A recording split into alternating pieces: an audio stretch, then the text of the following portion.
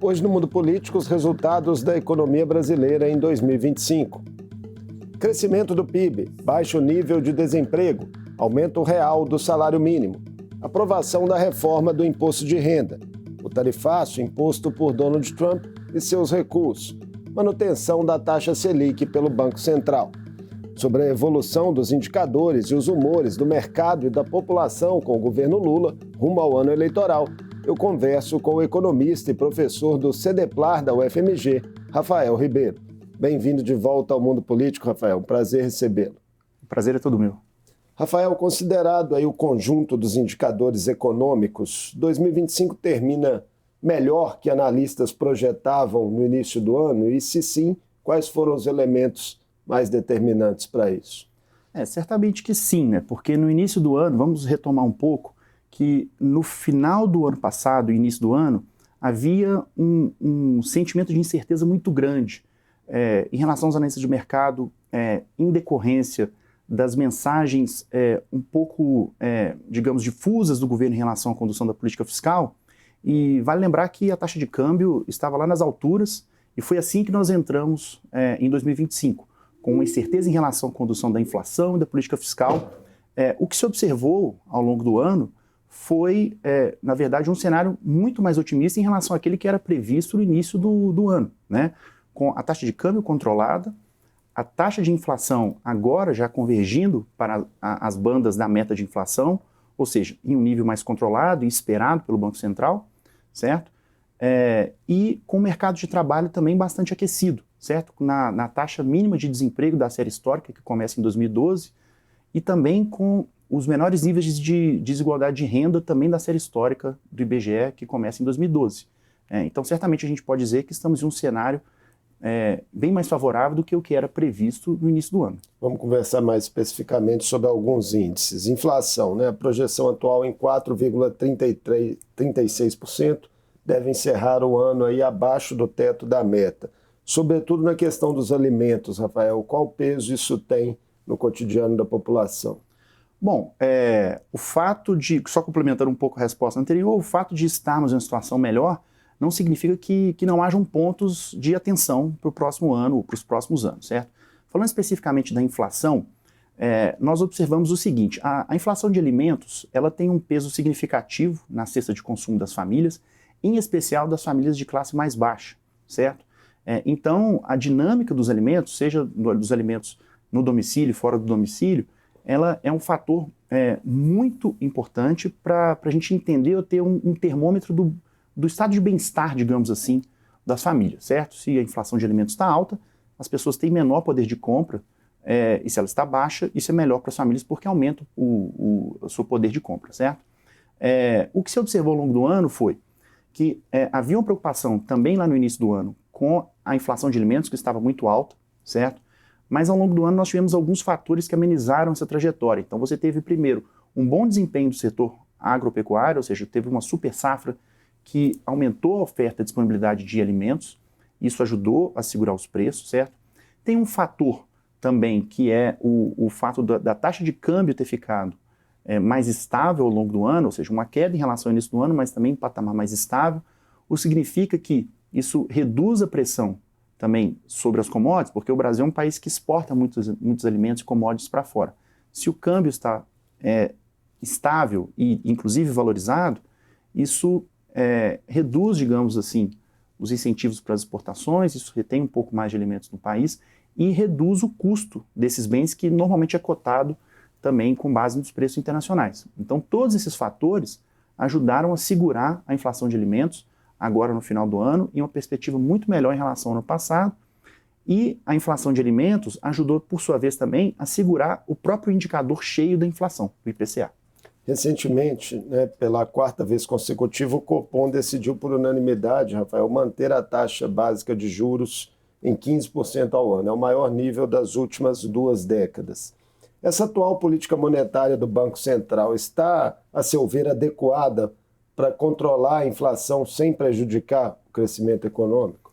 Olha, o próprio mecanismo de controle da inflação pela política monetária do Banco Central, ele pressupõe que, ao elevar a taxa de juros, você segura consumo e emprego. certo? É assim que funciona a política monetária. Quando o Banco Central eleva a taxa de juros, ele espera o quê? Ele espera que o crédito encareça, que as empresas tomem menos dinheiro emprestado, que invistam menos e que, portanto, contratem menos mão de obra, certo? Então, o próprio canal pelo qual a política monetária se torna eficaz para controlar preços implica no aumento do desemprego, certo?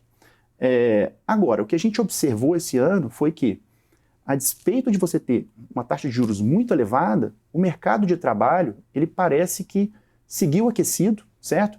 E nós só começamos a notar sinais de inflexão, ou seja, de mudança nessa trajetória, mas agora no final do ano. Último trimestre, né? Isso, com o desemprego, embora a taxas mínimas históricas, mas já mostrando alguma reversão, certo? E a massa salarial dos trabalhadores também cresceu ao longo do ano, e agora ela começa a dar sinais de que ela começou a estabilizar, certo? Isso já é, obviamente, reflexo dessa política monetária muito restritiva, certo? Poderia ser mais ousada, talvez? Bom, eu acho difícil que ela mais ousada no sentido de ela ser mais restritiva, mais contracionista, eu acho difícil, porque a economia já começa a sofrer muito com a taxa de juros muito elevada. Uma taxa de juros a 15% significa que isso inviabiliza investimentos em diversos setores. Nenhum empresário está tão interessado assim em contratar gente, mobilizar capital, investir em investimentos de médio e longo prazo, se ele consegue ter um retorno de 15% sem fazer nada ao ano. Baixar essa taxa é uma defesa que integrantes do governo fazem constantemente, né? O presidente Lula, sobretudo. Sim, certamente, porque a redução da taxa de juros ela vai aliviar um pouco a situação das empresas que já estão com níveis de endividamento muito altos, famílias estão com níveis de endividamento muito altos também, e o próprio lado fiscal sofre muito com a política monetária muito contracionista, como a gente chama, com juros muito elevados.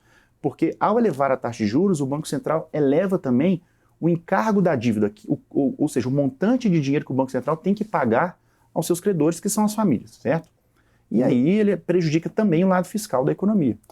Em meados de 2025, Rafael, nós tivemos também o tarifaço anunciado por Donald Trump, que já começou a arrefecer após negociações diplomáticas. Mas qual foi o impacto efetivo dessa medida para a nossa economia até aqui e quais pontos ainda podem ser negociados? Olha, os Estados Unidos sempre foram um parceiro comercial muito importante para o Brasil, certo? Ao longo dos últimos anos, ele perdeu importância porque a China passou a se tornar o parceiro comercial mais relevante, mas os Estados Unidos segue ali em segundo colocado, certo? Já há vários anos. E o padrão de comércio bilateral entre Brasil e Estados Unidos, ele tem algumas características muito específicas. Então, o Brasil exporta muitos bens primários para os Estados Unidos, mas não só, certo? O Brasil também tem muita conexão de firmas daqui brasileiras que exportam conteúdos industriais específicos que interessam o processo produtivo de alguns setores nos Estados Unidos. Então, assim, a pauta brasileira para os Estados Unidos, exportações brasileiras para os Estados Unidos, ela vai desde commodities como laranja, café, enfim, e outras frutas, né, também, e vai também para produtos industriais mais sofisticados. Quando você vem um tarifaço como esse, você tem reações muito distintas, setorialmente falando, certo? Claro que os setores industriais, aqueles que têm uma conexão muito específica com outros setores industriais nos Estados Unidos, eles sofrem mais, porque esses não conseguem diversificar. O setor automobilístico, que faz peças, certo, para outras indústrias nos Estados Unidos que compram peças, que são feitas sob medida, muito específicas. Então, setor de aviação também, o Brasil exporta muitos aviões para os Estados Unidos, certo? E componentes da cadeia. Então, quando você interrompe o comércio nessa cadeia, você tem um prejuízo grande, porque esses setores não conseguem diversificar ou desviar essa produção para outros locais. Agora, no setor primário exportador, digamos assim, que exporta bens primários, minério de ferro, enfim, frutas, carne, esses setores, eles conseguem colocar a sua produção mais facilmente em outros lugares.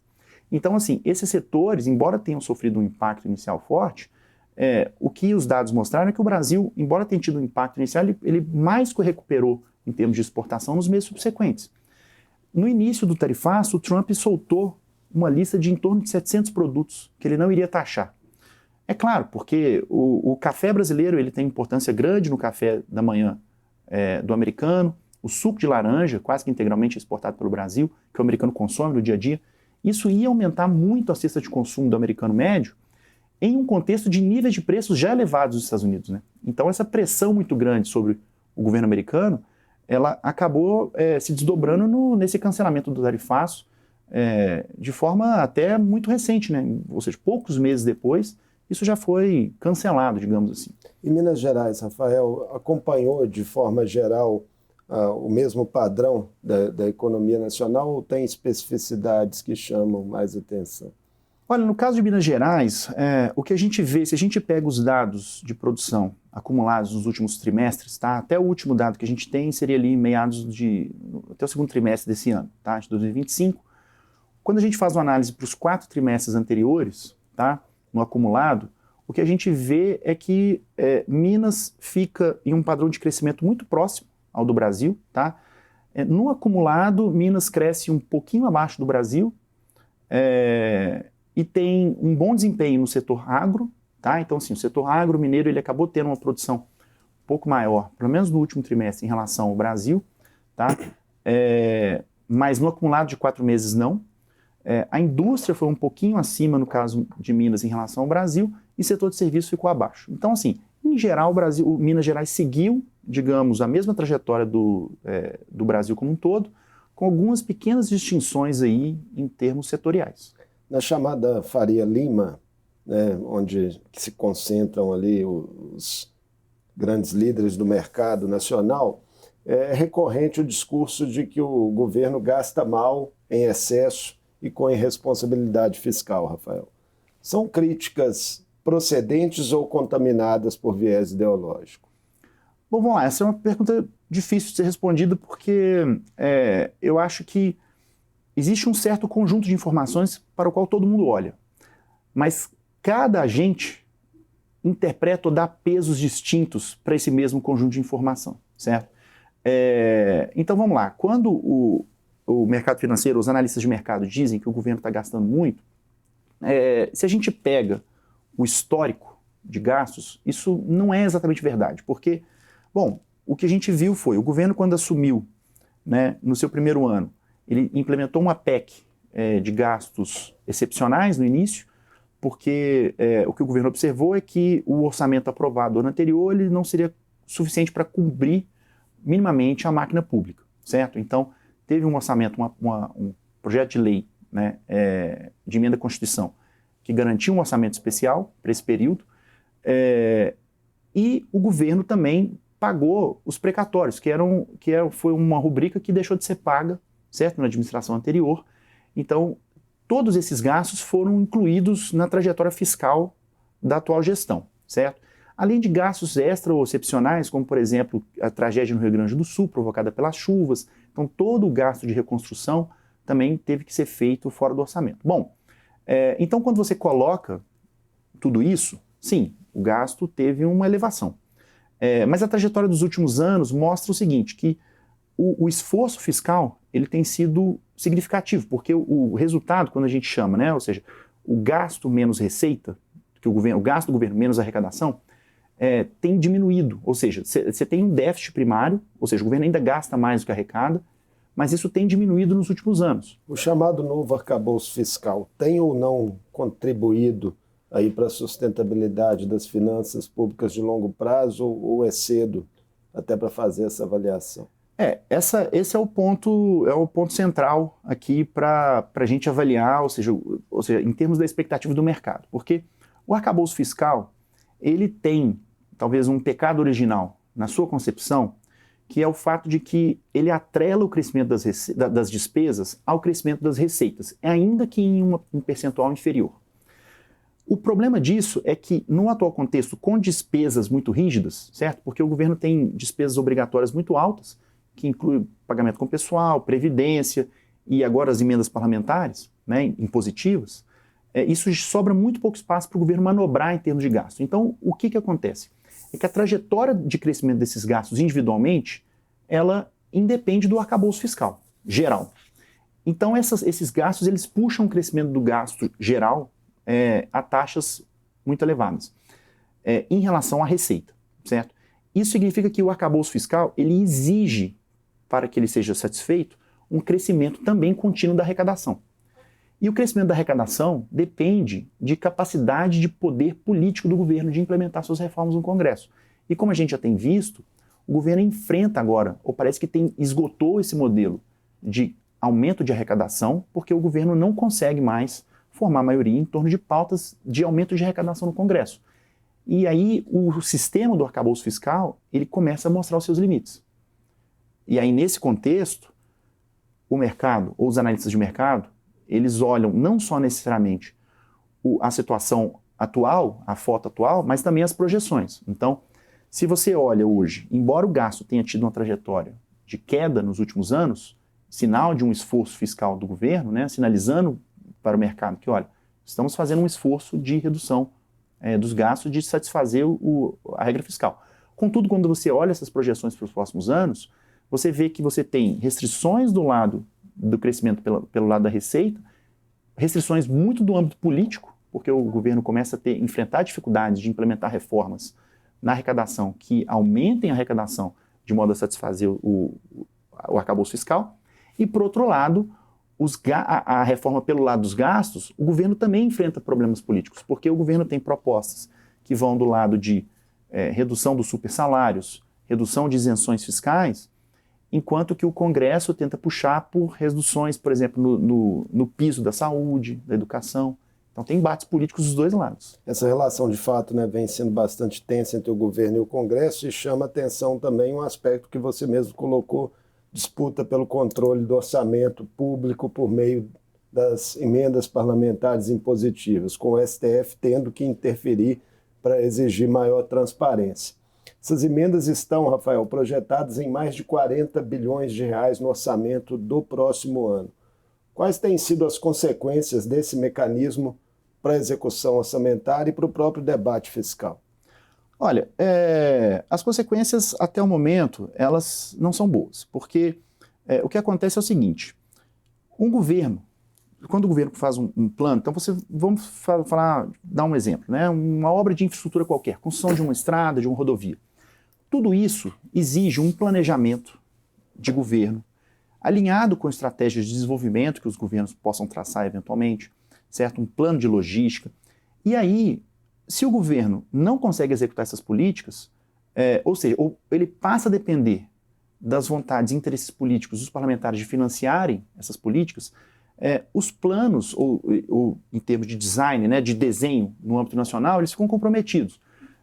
O governo, como eu disse, ele tem pouco espaço fiscal para poder gastar o orçamento ele próprio, e boa parte desse orçamento está na mão dos deputados e senadores. Então, qual que é o problema disso? É que os deputados e senadores não necessariamente têm os seus interesses políticos alinhados com os interesses do governo federal. Então, quando a gente pensa em termos de investimentos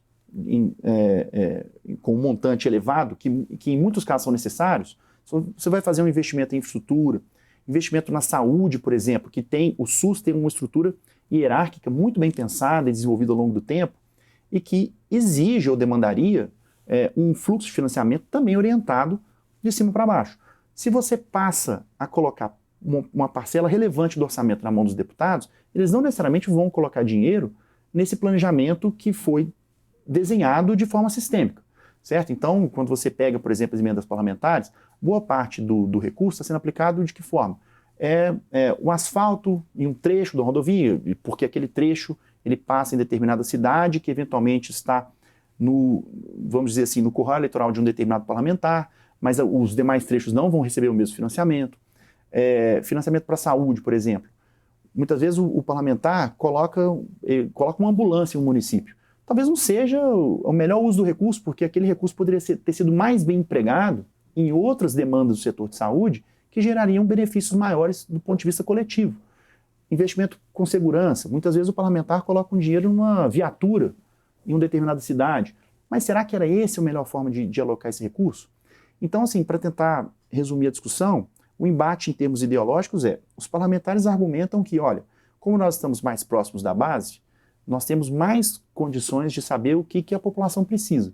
Mas isso é feito, né, em detrimento de um planejamento mais sistêmico e coletivo, que, em geral, quem tem capacidade de fazer esse planejamento é o governo federal. E aí o recurso ele acaba não sendo bem alocado dessa forma, para além ainda das questões de transparência e accountability, como se diz, né, ou verificação desse recurso, né? Se o parlamentar gasta, e boa parte desse recurso foi gasto com as chamadas emendas PIX, né, que são as emendas que são transferências direto para as prefeituras, por exemplo, sem uma especificação da função. Sem vinculação. Ou da rubrica, exato. Esse dinheiro é transferido, mas você não consegue, de fato, rastrear para onde esse dinheiro... Ou seja, esse dinheiro vai para a prefeitura, mas você não sabe em que ele está sendo usado, de fato. Então, com essa falta de transparência, fica muito difícil também da sociedade cobrar o bom uso da alocação desse recurso. Em meio às dificuldades com o Congresso, o governo Lula conseguiu aprovar a isenção de imposto de renda para quem ganha menos de R$5.000, isso aí depois de muito vai e volta, né, da matéria em negociações no parlamento. Como projetar, Rafael, o impacto que essa medida terá a partir do ano que vem? Olha, você vai ter um ganho de renda substantivo para quem ganha até R$5.000, certo? Depois, para quem ganha até R$7.000, você tem uma alíquota crescente, mas também que libera um pouco do orçamento, né? E daí para cima, enfim, até quem ganha R$50.000 não vai ter mudança, mas daí para cima, para quem ganha R$50.000 ou mais, vai ter uma alíquota que vai crescendo até chegar a uma alíquota de 10%, certo? Que é mais ou menos o que paga aí de imposto proporcionalmente aí professores, policiais e coisa do tipo, né? Isso para os super ricos, né? Então, se você pensar, se você fizer uma comparação internacional, tá? A alíquota de 10% para os super ricos no Brasil, ela ainda é muito inferior à alíquota que é cobrada para os super ricos em países mais avançados, certo? Mas já é um primeiro passo quando a gente coloca a discussão em termos de uma justiça tributária, certo? E claro, você liberando mais renda para as classes mais baixas, você tem a expectativa de ter um impulso grande no consumo, certo? Porque as classes mais baixas, em geral, elas têm uma propensão maior a gastar ou a consumir do que as famílias mais ricas, certo? Porque digamos, as pessoas que são mais pobres ou que têm uma renda inferior, elas pegam aquele dinheiro extra, elas movimentam a economia, elas vão no mercado, compram alimentos, viajam, certo? E isso tende a movimentar mais a economia. Agora, a grande questão é que nesse processo como um todo, acabou que eu acho que foi muito pouco discutido os limites também desse novo modelo, porque o que você acaba fazendo se você faz de forma justa, se você taxa de forma mais justa o topo da pirâmide e você isenta a base, você fica com uma estrutura tributária que depende de muito poucas pessoas. Ou seja, a arrecadação do Brasil vai depender de uma parcela muito pequena de pessoas. Isso aumenta o risco tributário, porque se eventualmente alguma dessas pessoas deixam de pagar por uma razão ou outra, você tem um impacto grande na arrecadação. Dentro desse contexto, quais reformas estruturais ainda podem ser tocadas para que o Brasil atinja aí um crescimento econômico mais robusto e sustentado nos próximos anos? Olha, eu acho que assim, o que está na agenda hoje, né, você tem uma discussão sobre reforma administrativa, tá, mas com inclinações muito distintas, né, em torno da reforma administrativa. E segunda fase da reforma tributária também, né? Então, reforma tributária que, enfim, você teve a reforma tributária sobre o consumo, né, agora você veio sobre a renda, que enfim, do ponto de vista de justiça tributária, é uma questão relevante. E tem outras reformas que eventualmente possam ou não entrar na agenda para o próximo governo, como a reforma política, por exemplo, né? Agora, quando a gente está falando em termos de desenvolvimento econômico, né, só as reformas, elas talvez, ou algumas reformas bem feitas, elas talvez sejam condição necessária, mas dificilmente serão condição suficiente, né? Agora, por exemplo, né, para te dar um exemplo mais palpável, tem essa corrida grande agora pelas terras raras, né? Então, você tem uma disputa geopolítica grande entre Estados Unidos e China. A China produz, ela produz a maior parte das terras raras, ou extrai, e faz o refino e o processo de extração das terras raras praticamente do mundo todo. E o Brasil tem aí, junto com o Vietnã, uma estimativa de ter uma possibilidade de produção de em torno de 20% das terras raras que hoje são produzidas no mundo. Um ponto para a gente ficar atento, então. Um ponto para ficar atento. E pode ser, se bem conduzido, uma boa estratégia de desenvolvimento para o Brasil que insere o Brasil no cenário geopolítico global de forma definitiva, certo? E se for planejada uma forma de extração limpa, porque as terras raras, para deixar claro para o telespectador, elas são um ativo muito importante porque elas são hoje um componente essencial na produção de baterias, carros elétricos, e toda essa discussão sobre transição verde, do ponto de vista da tecnologia, depende fortemente do consumo de terras raras. E riscos externos que possam impactar a economia brasileira no próximo ano? O cenário global ele continua muito incerto, né? Então, você tem ainda nos Estados Unidos uma condução, de certa forma, muito errática da política, da geopolítica ou da política internacional americana. Você tem a China como um grande jogador nesse processo como um todo e dando claros sinais de avanços largos e disputando essa hegemonia com os Estados Unidos. Então, em um mundo em que você tem uma forte disputa por hegemonia, isso torna toda a geopolítica global muito incerta. O Brasil segue sendo uma força grande regionalmente na América Latina e ainda tem voz ativa e importante em diversos setores, como, por exemplo, na transição energética. O Brasil pode aproveitar o seu protagonismo nessas áreas, mas, claro, isso vai depender também de um arranjo interno político mais sólido. Nosso tempo está acabando, Rafael, mas não podemos terminar sem antes lembrar que 2026 será um ano eleitoral e o mercado financeiro vai reagindo aos movimentos partidários. Recentemente, quando o Flávio Bolsonaro anunciou sua pré-candidatura à presidência, o dólar subiu, a bolsa caiu. O que pode ditar os humores especulativos nos próximos meses? É muito difícil ainda fazer algum prognóstico econômico a partir do cenário político, porque ele ainda está muito incerto, né? Quando a gente começar a ter um pouco mais de clareza em relação às posições que vão de fato entrar na competição eleitoral no ano que vem, talvez seja mais possível. Agora, o mercado já deu vários sinais de que ele não está satisfeito com a condução da economia do atual governo. O mercado tem alguma expectativa em relação a possíveis concorrentes que no atual momento parece que não têm sido satisfeitas ou não parecem ter sido as candidaturas mais competitivas, certo? Em um contexto de maior incerteza em relação à condução da economia, claro, isso pode aumentar a demanda dos agentes de mercado por ativos mais seguros, como por exemplo o dólar, o que pode gerar uma elevação da taxa de câmbio, certo? Agora, se ficar muito claro para o mercado, hoje o cenário que está posto é uma candidatura pelo campo da centro-esquerda vai ser a do governo, uma candidatura de continuidade, isso está certo. O que vai vir em oposição é que ainda está incerto. Se o mercado chegar a uma conclusão com alguma antecedência de qual vai ser o resultado eleitoral, né, se a centro-direita, por exemplo, ou a direita não vier com uma candidatura competitiva, muito provavelmente o mercado vai precificar uma vitória do governo do Lula. E aí talvez você não tenha tantos repiques na taxa de câmbio. Mas se você entrar em uma disputa muito acirrada, isso aumenta sim a incerteza e pode ter efeitos sérios sobre a volatilidade cambial, o que por sua vez acaba se refletindo também, eventualmente, em aumento de preços para as famílias. Seguiremos acompanhando. Muitíssimo obrigado por mais essa conversa conosco aqui no Mundo Político, Rafael. Eu que agradeço o convite. Eu conversei com o Rafael Ribeiro, economista e professor do CEDEPLAR da UFMG. Falamos sobre o comportamento dos principais indicadores econômicos nacionais em 2025, as apostas do governo Lula na área e seus efeitos junto ao mercado e à população. O Mundo Político fica por aqui. Obrigado por nos acompanhar e até o próximo programa.